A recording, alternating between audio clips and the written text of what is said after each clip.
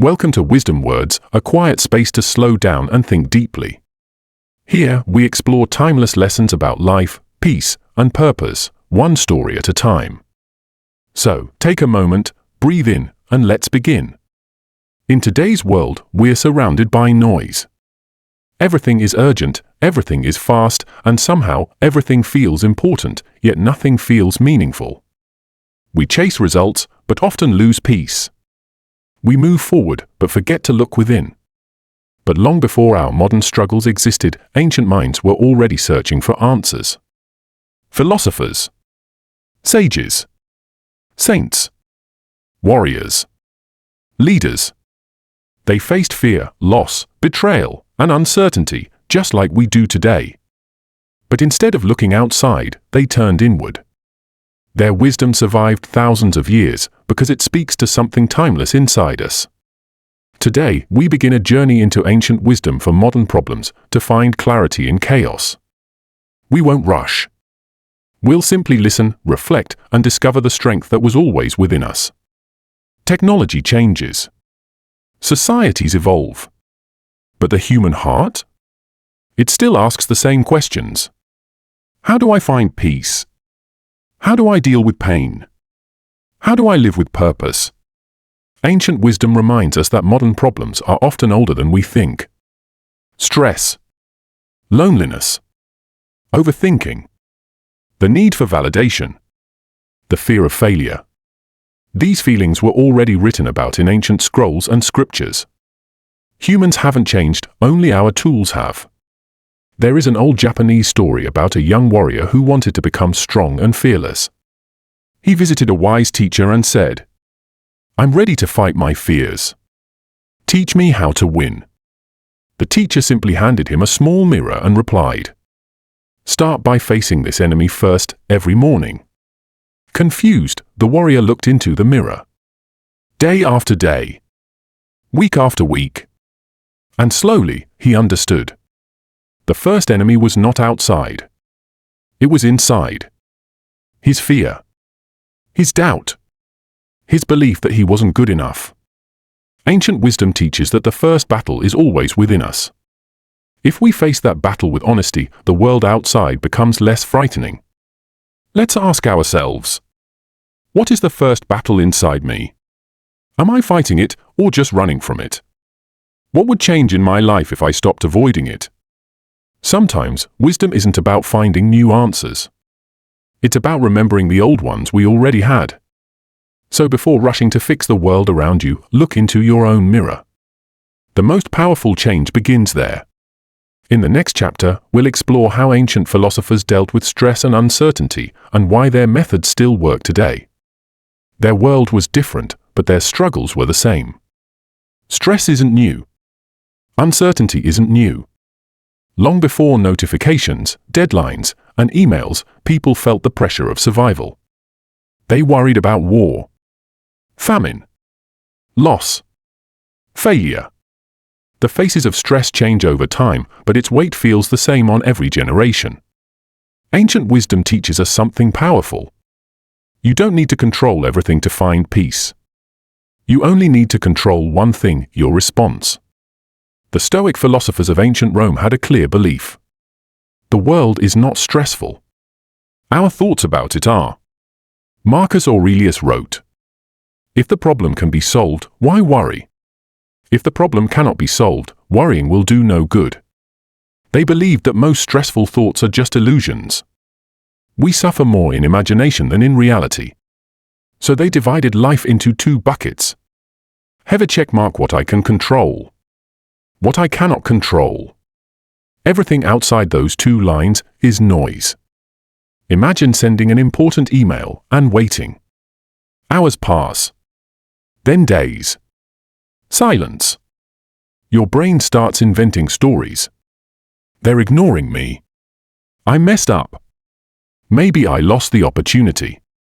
In reality, nothing has happened yet. But your thoughts made it real. Stress became a story. Anxiety became a script written by your imagination. Stoicism teaches us how to step away from that story. Look at reality. See it clearly. Breathe. In Buddhist teaching, stress grows when the mind leaves the present moment. One ancient saying goes, "If you are anxious, you are living in the future. If you are peaceful, you are living now." Our worries rarely exist in the present moment. Right now, as you listen to these words, you are safe. You are breathing. You are here. But the mind tends to escape. What if it goes wrong? What if I fail? What if I'm not enough? The more we live in what if, the less we live in what is. A teacher once held up a glass of water and asked, "How heavy do you think this is?" Students gave all kinds of answers. The teacher said, "The actual weight doesn't matter. What matters is how long you hold it. Hold it for a minute, no problem. Hold it for an hour, your arm starts to ache.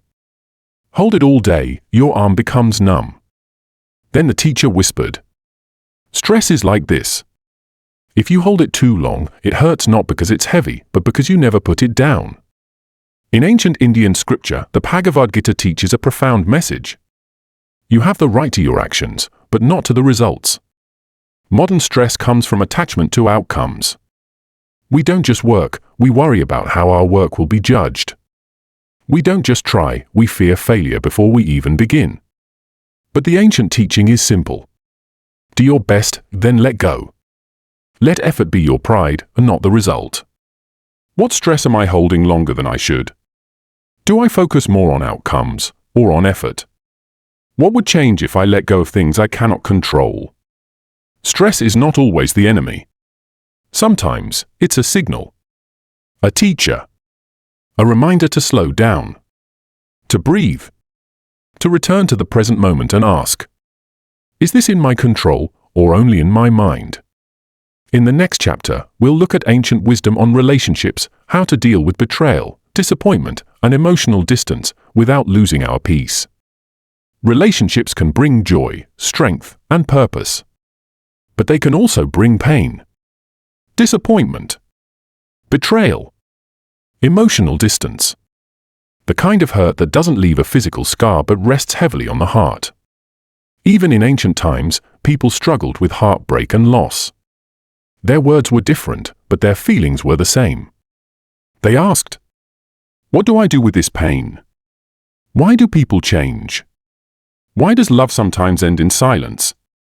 An ancient wisdom replied, "Pain is not always a sign of something wrong. Sometimes it's a sign of growth." The Stoics believed that we suffer most when we depend on others for emotional stability. Epictetus wrote, "When someone offends you, remember, it is their behavior, not your loss." They taught that emotional pain often comes from expectations. We expect someone to stay, to understand, to care. But people change.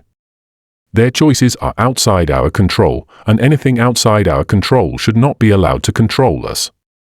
You argue with someone you care about. Words fly. Hours pass. Days pass. Now there's silence. A strong, invisible wall between you. You replay every sentence. You search for meaning in every pause. You wait for an apology, for closure, for a sign that things will return to normal. But the truth is painful. Sometimes closure won't come from another person. It has to come from within. The poet Rumi wrote, "The wound is where the light enters you." In ancient Sufi teachings, emotional pain was seen as a doorway. Not an ending, but an opening. They believed that when someone hurts us, they don't just leave pain, they leave space. Space to grow, to change, to rediscover our worth. There was a crackpot used to carry water each morning. Because of its cracks, it leaked and felt useless. It apologized to its owner, saying, "I failed." The owner smiled and replied, "Look carefully at the path where you walked." Along the path, flowers had grown, seeds watered by the dripping pot every day. Its cracks weren't weaknesses, they were gifts, unnoticed. Buddhist teachers believed in letting go of attachment, not love. They taught, you can care without controlling. You can love without expecting. You can forgive without forgetting who you are. Letting go doesn't mean closing your heart. It means opening it wider to include yourself. Am I trying to heal or just trying to go back to how things were? What expectation is hurting me the most? What if this pain is not an ending, but a beginning? People may walk away, but wisdom stays. When someone leaves, your value doesn't leave with them. Their absence does not define your worth. Sometimes life removes people quietly, so you can hear your own voice again. In the final chapter, we'll uncover how ancient wisdom guides us toward purpose, direction, and inner strength. Plus, we'll prepare your SEO title, description, keywords, and tags for publishing. Every human being asks the same question at some point. Why am I here? Not just physically, but emotionally. Why this path? Why this pain? Why this timing? The ancient world searched for meaning too. In temples, in scriptures, in long nights under the stars. They believed that purpose was not found in comfort, but in responsibility. Not in ease, but in effort. Aristotle believed that the goal of human life was not success, wealth, or fame, but eudaimonia, a deep sense of living well. That meant living with virtue, courage, honesty, kindness, self-discipline, truthfulness. Not perfection, just effort. Ancient thinkers believed that meaning begins when we live by values, not by trends. When we choose character over comfort. Picture two roads. One is smooth, easy, filled with shortcuts. The other is steep, silent, and difficult. Most people choose the first road. But the strongest people choose the second, not because they love pain, but because they understand a secret. Discomfort is the down payment of growth. The easy road gives quick results, but the hard road builds strong character. Lao Tzu, the author of the Tao Te Ching, wrote, "Water is fluid, soft, and yielding. But water will wear away rock." He believed that true strength is quiet. It doesn't need to dominate. It doesn't need applause. It simply moves forward, consistent, calm, unstoppable. In life, when we force everything, we break. But when we flow, we find a way through. A bamboo seed is watered for years without any visible growth. Nothing happens. No sign of progress. Then suddenly, in one season, it shoots up more than 60 feet into the sky. It didn't grow overnight. It was preparing underground all along. Your life may feel like waiting. But waiting isn't always wasting. Sometimes, it's training. The Stoics believed that obstacles aren't roadblocks, they are part of the path. Marcus Aurelius wrote, "The impediment to action advances action. What stands in the way becomes the way." Hardships may slow us down, but they quietly shape who we become.